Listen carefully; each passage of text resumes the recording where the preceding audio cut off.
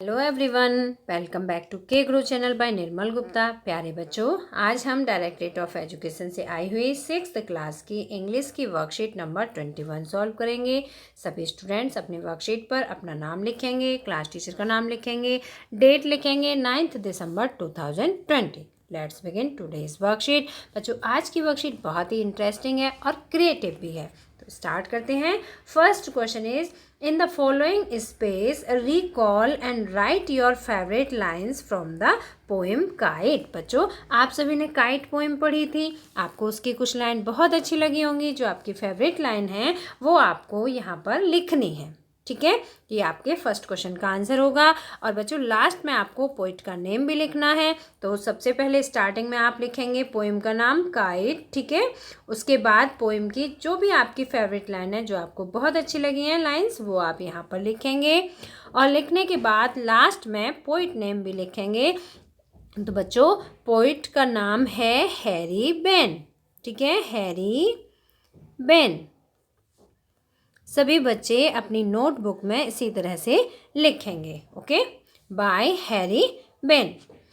अब बच्चों, first question की जो फेवरेट लाइन्स हैं, जो मेरी फेवरेट लाइन है वो हैं, how bright on the blue it is a kite when it's new with a dive and dip it shapes its tail. तो बच्चों, ये है मेरा फर्स्ट क्वेश्चन का आंसर, ठीक है। ये मेरी फेवरेट लाइन है। आपकी जो फेवरेट लाइन हो आप वो लाइन लिख सकते हैं। अगर आपको भी यही लाइन फेवरेट लगती है, बहुत अच्छी लगती है, तो आप भी यही लाइन पहले क्वेश्चन के आंसर में लिखेंगे।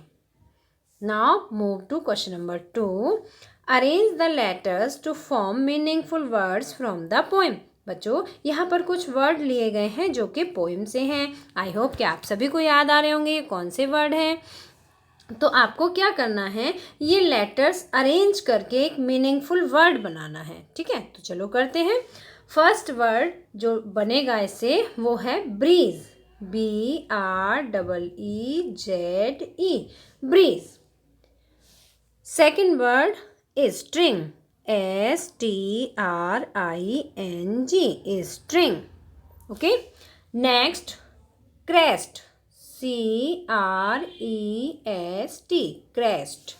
And last word is bright, BRIGHT, bright।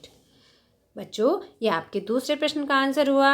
Now move to question number 3rd। Read the stanza from the poem. यहाँ पोएम का स्टेंजा दिया गया है, आपको इसे पढ़ना है।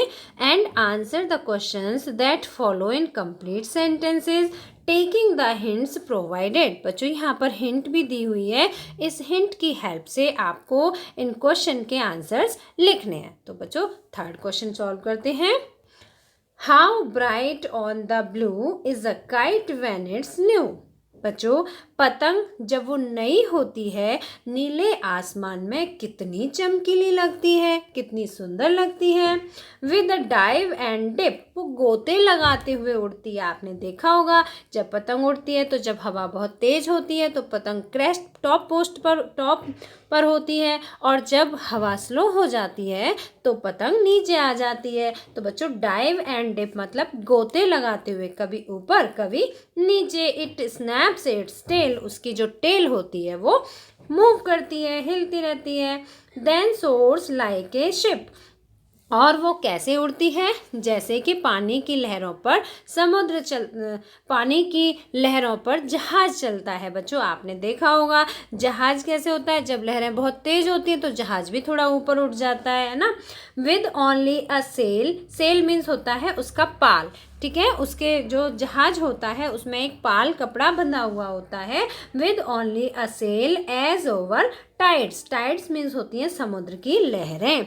तो जब समुद्र की लहरें तेज होती हैं तो जो जहाज होता है वो ऊंचाई पर हो जाता है, फिर लहरें धीमे हो जाती हैं तो जहाज नीचे हो जाता है।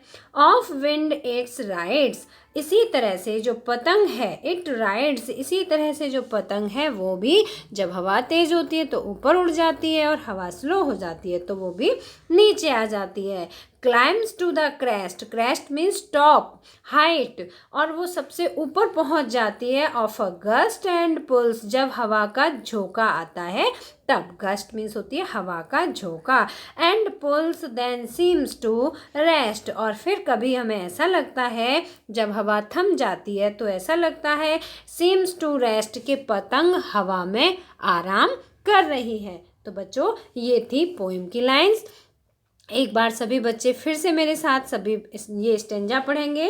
How bright on the blue is a kite when it's new, with a dive and a dip it snapped its tail, then soars like a ship with only a sail, as over tides of wind it rides, climbs to the crest of a gust and pulls, then seems to rest।